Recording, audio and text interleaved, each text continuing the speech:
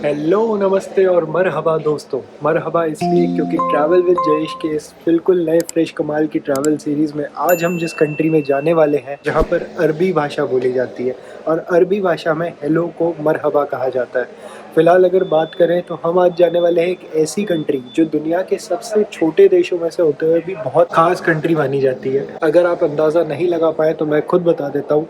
फ़िलहाल मैं खड़ा हूँ मुंबई के इंटरनेशनल एयरपोर्ट पे और यहाँ से कुछ ही देर में फ़्लाइट पकड़ के हम जाने वाले हैं कतार।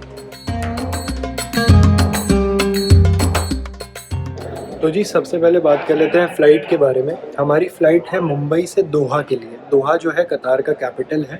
मुंबई से हम 7 बजे टेक ऑफ करेंगे। 3 घंटे की फ़्लाइट कंप्लीट करने के बाद भी जब हम दोहा उतरेंगे तो वहाँ पर टाइम हुआ होगा शाम के 7:30।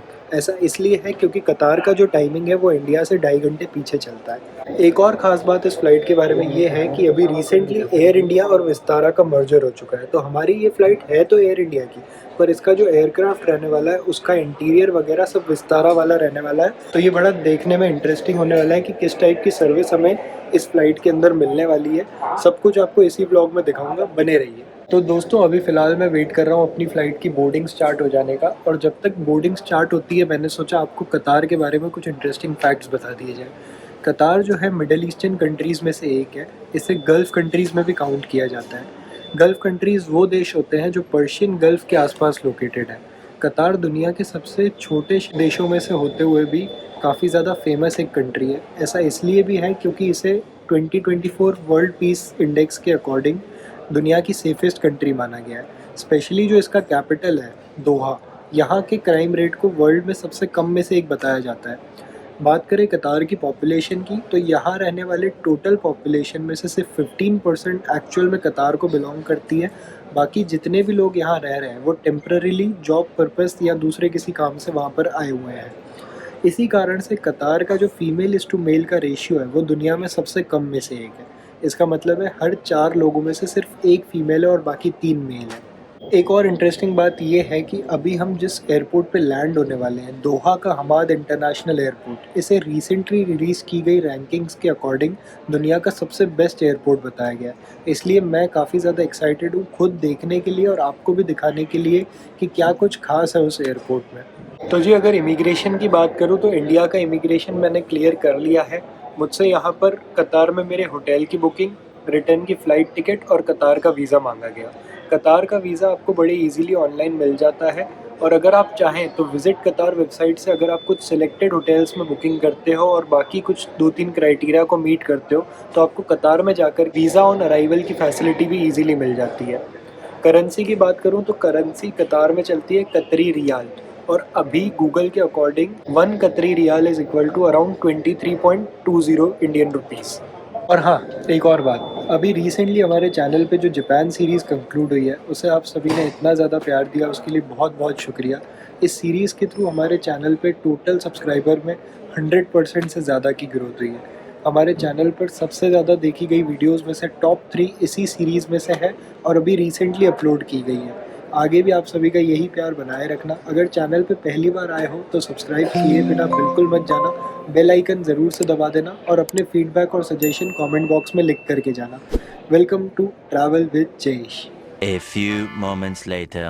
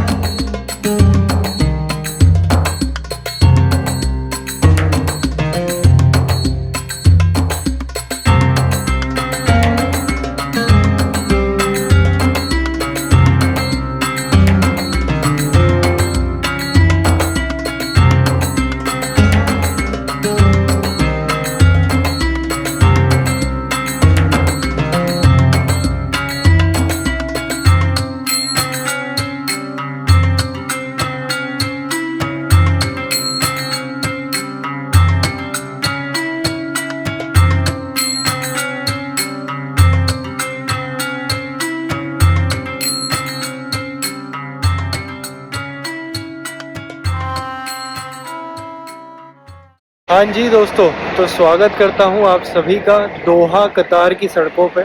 और यहाँ ठीक मेरे पीछे आप जो देख पा रहे हो यही है दोहा का world famous Hamad international airport, जो अभी रिसेंटली रिलीज़ की गई रैंकिंग्स के अकॉर्डिंग वर्ल्ड का सबसे बेस्ट एयरपोर्ट बताया जाता है। इमिग्रेशन क्लियर कर लिया है। इमिग्रेशन में मुझसे कोई सवाल नहीं पूछा गया, शायद इसलिए कि वीज़ा मैं ऑलरेडी लेकर के आया था। यहाँ तक कि वीज़ा का लेटर भी मुझे अलग से इन्हें नहीं दिखाना पड़ा, मैंने बस इनको अपना पासपोर्ट दिया। उसके बाद इन्होंने एक फ़ोटो कैप्चर किया, मेरे फिंगरप्रिंट लेने के बाद मुझे कतार में एंट्री मिल गई। अभी यहाँ पर मैंने अपना बैगेज कलेक्ट कर लिया है और फिलहाल बस पकड़ के सीधा अपने होटल की तरफ निकलता हूँ। The next day. हेलो, नमस्ते और मरहबा दोस्तों। मरहबा इसलिए क्योंकि फ़िलहाल मैं जहाँ खड़ा हूँ वो है कतार का दोहा शहर, और यहाँ बोले जाने वाली भाषाओं में से सबसे मेन भाषा है अरेबिक। अरेबिक में हेलो को मरहबा कहा जाता है। इस समय मैं खड़ा हूँ कतार के बहुत ही फेमस लुसैल एरिया में, और लुसैल एरिया में ये जो बिल्डिंग आप मेरे पीछे देख पा रहे हो, इसे कतार का एक आइकॉन माना जा सकता है। इस बिल्डिंग का नाम है कतार टावर, और ये एक क्रीसेंट मून की शेप में बनाई गई है। और इस बिल्डिंग के अंदर कतार के दो सबसे ज़्यादा लग्जरी होटल्स में से एक है फेयरमॉन्ट। पीछे मेरे आप देख पा रहे हो ये पूरा ओशन है। और कतार में एक चीज़ जो मैंने एक्सपेक्ट नहीं की थी वो ये टर्न्स आउट कि यहाँ पर जो समुद्र का पानी है वो बहुत ही ज़्यादा टर्कोइज ब्लू कलर का है। मतलब जिस टाइप का पानी आपको मालदीव्स वगैरह में देखने को मिलता है, उसी टाइप से यहाँ पर भी बिल्कुल क्लीन पानी है। बाकी गाइड की द्वारा दी गई कुछ इन्फॉर्मेशन के अकॉर्डिंग जितना मुझे समझ में आ रहा है कि कतार one of the richest countries है एशिया की, और वर्ल्ड की 4th रिचेस्ट कंट्री से बताया जा रहा है। और यहाँ पर जितने भी लोकल लोग हैं वो सिर्फ 6 लाख लोग हैं जो यहाँ खुद कतार को ही बिलोंग करते हैं। बाकी जितने भी लोग यहाँ पर हैं वो फॉरेन कंट्रीज से आए हुए हैं। और जो कतार के लोकल लोग हैं वो काफ़ी ज़्यादा रिच हैं, क्योंकि कतार में से क्रूड ऑयल और गैस वगैरह एक्सट्रैक्ट की जाती है। तो दोस्तों, हमारी कतार की इस ट्रिप में एक यूनिक बात है, वो ये कि मेरे चैनल पर ये पहली ऐसी ट्रैवल सीरीज़ है जिसमें मैं सोलो ट्रैवल नहीं कर रहा हूँ, बल्कि इस ट्रिप में मेरे साथ मेरे मम्मी पापा भी आए हुए हैं। खास बात ये है कि हमारी ये ट्रिप मैंने प्लान नहीं की है, इसलिए इस ट्रिप की जितनी भी आइटनरी आप देखने वाले हो ये सब प्री प्लान्ड है, क्योंकि एक कॉर्पोरेट टूर होने वाला है। और इसी कॉर्पोरेट टूर के तहत आज हमारा सिटी टूर स्टार्ट हुआ था, जिसमें फ़िलहाल हम लुसैल एरिया में फ़ोटो स्टॉप के लिए रुके हुए हैं।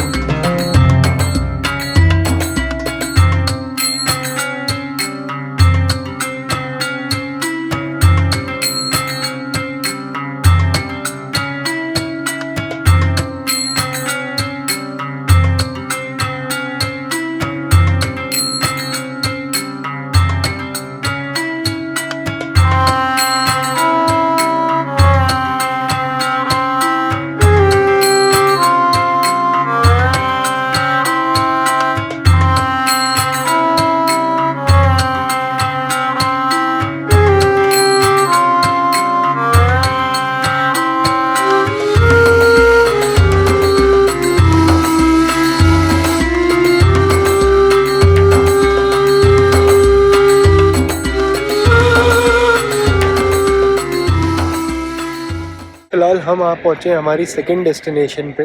इस वक्त मैं खड़ा हूँ लुसैल एरिया के जो मैन मेड आइलैंड्स हैं, उन दो आइलैंड्स को जोड़ने वाली ग्लास ब्रिज के बेहद करीब। और मेरे ठीक पीछे आप अगर यहाँ पर देखेंगे तो ये जो आपको दिख पा रहा है ये है कतार का बहुत ही ज़्यादा फेमस एक वाटर पार्क, जिसकी एक मेन अट्रैक्शन है ये। अगर आप नीचे ध्यान से देख पा रहे हो तो ये रोटेटिंग वाटर स्लाइड्स है। मतलब ये दुनिया की सबसे पहली में से एक घूमने वाली वाटर स्लाइड्स है जो गोल गोल घूमती रहती है।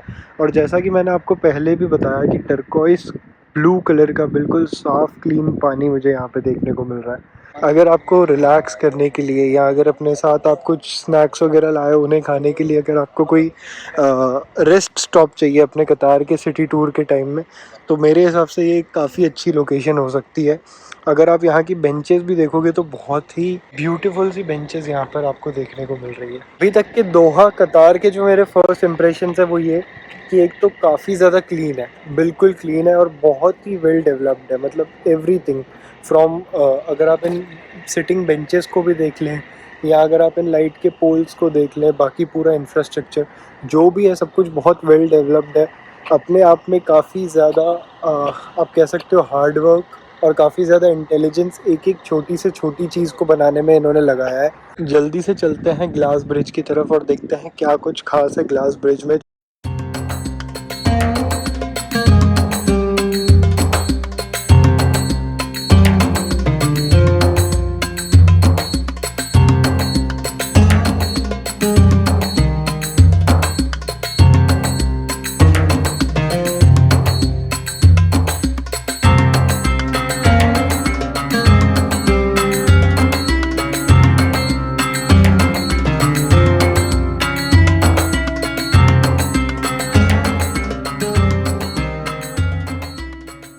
हाँ जी गाइस, तो इस समय फ़िलहाल आ चुके हैं आज के सिटी टूर के थर्ड फ़ोटो स्टॉप पे।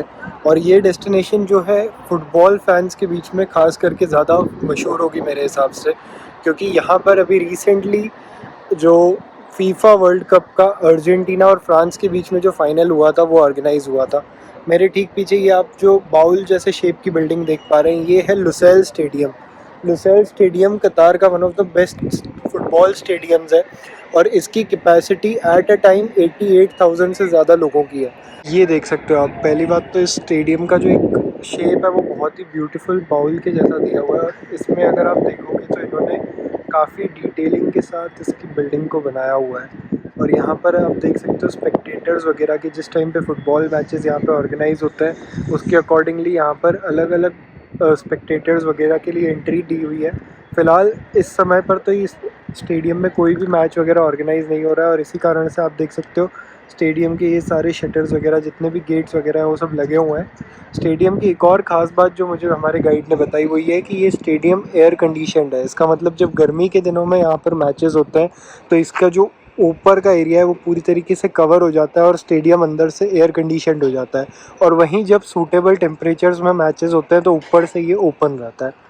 यहाँ ठीक सामने ही अगर आप देखोगे तो ये आपको जो 4 टावर्स एक जैसे दिख रहे हैं ये है लुसेल टावर्स। ये मोस्टली ऑफिस स्पेसेस है और इस बिल्डिंग की ख़ास बात ये है कि जो फ़िश ग्रिल्स होती है, जो फ़िश की बॉडी पे डिज़ाइन रहती है, उससे इंस्पायर्ड इस टावर्स की डिज़ाइन है। और चारों आप कह सकते हो एक जैसे टावर यहाँ पर बनाए हुए हैं।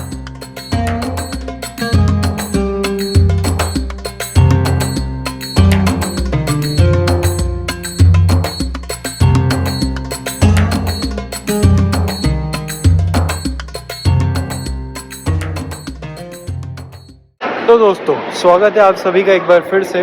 फ़िलहाल कतार में दोहा के सिटी टूर वाले आज के इस दिन में हम आ पहुँचे हैं अपने आखिरी स्टॉप पे। फ़िलहाल मैं जहाँ चल रहा हूँ ये है दोहा का काफ़ी ज़्यादा फेमस विलाजियो मॉल। और इस मॉल की ख़ास बात ये है कि एक तो ये काफ़ी ज़्यादा बड़ा है, काफ़ी बड़े एरिया में ये मॉल फैला हुआ है और दूसरा अलग अलग थीम्स पे इस मॉल में अलग अलग एरियाज़ बनाए गए हैं। जैसा अगर आप फ़िलहाल मेरे पीछे देख पा रहे हो तो ये इटली के थीम पे ये वाली जो इन्होंने स्ट्रीट कह लो आप बनाई हुई है। मैं एक बार आपको बैक कैमरा से दिखाता हूँ। आप देख सकते हो ये ऊपर जो आसमान आपको दिख रहा है ये एक्चुअल में छत है जिस पे इस तरह से लाइटिंग की गई है कि बिल्कुल नेचुरल लुक आता है और ऐसा लगता है कि मैं खुले आसमान के नीचे हूँ। और दोनों तरफ इन्होंने जो अपनी शॉप्स है उनको इस टाइप का लुक दे रखा है जैसे यूरोप में जिस टाइप के घर होते हैं उस टाइप से इन्होंने सारी शॉप्स को डिज़ाइन किया हुआ है। इस एरिया की सबसे बड़ी ख़ास बात ये है कि यहाँ पर शॉपिंग करते करते कितना भी टाइम क्यों ना बीत जाए, आप अगर अपने आसपास देखोगे तो आपको ऐसा ही लगेगा कि फ़िलहाल सुबह हुई है। रात के कितने भी बज जाएँ, कितनी भी धूप हो, चाहे बाहर बारिश क्यों ना पड़ रही हो, आपके सर पे हमेशा एक खुला आसमान रहने वाला है। काफ़ी कमाल का देखने में ये एरिया लग रहा है। मतलब बिल्कुल ऐसा लग रहा है जैसे मैं इटली के या किसी यूरोपियन सिटी के रोड्स पे फ़िलहाल चल रहा हूँ।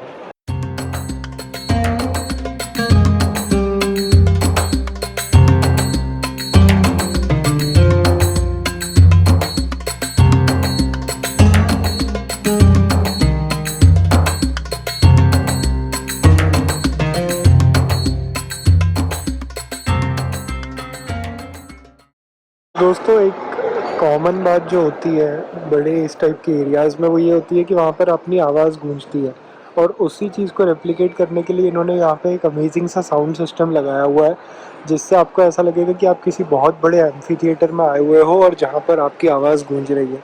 मैं एक बार आपको डेमो दिखाता हूँ। हेलो, हाय। इन्होंने यहाँ पर इस टाइप का ऑडियो सिस्टम लगाया हुआ है जो आप माइक से आपके ऑडियो को कैप्चर करके उसी को 2-3 बार रिपीट करता है, जिससे एक ऐसा इफेक्ट क्रिएट होता है जैसे आपकी वॉइस एको हो रही हो। बहुत ही ज़्यादा अमेजिंग लेवल की टेक्नोलॉजी और इंजीनियरिंग का रिजल्ट क्लियरली है ये विलाजियो मॉल, जो कतार का सबसे बड़ा मॉल है। उन्होंने थोड़ा बहुत ब्रिजेस वगैरह बना रखी है जिससे आप ये बीच में जो कैनाल है इसको क्रॉस कर सकते हो।